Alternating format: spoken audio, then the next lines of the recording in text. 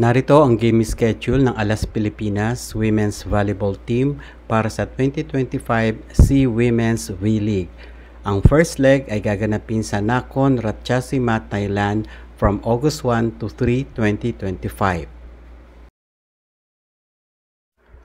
Para sa August 1, Friday 1:30 p.m., gaganapin sa Terminal 21 Korat, Thailand, maglalaban ang Vietnam versus Indonesia.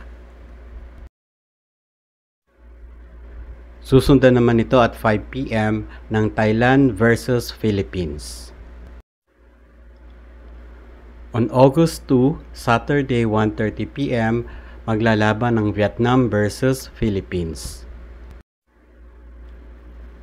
Susundan naman ito at 5 p.m. Thailand versus Indonesia. Para naman sa Sunday at 1:30 p.m., maglalaban ng Philippines versus Indonesia. At 5 o'clock p.m., maglalaban naman ang Thailand versus Vietnam.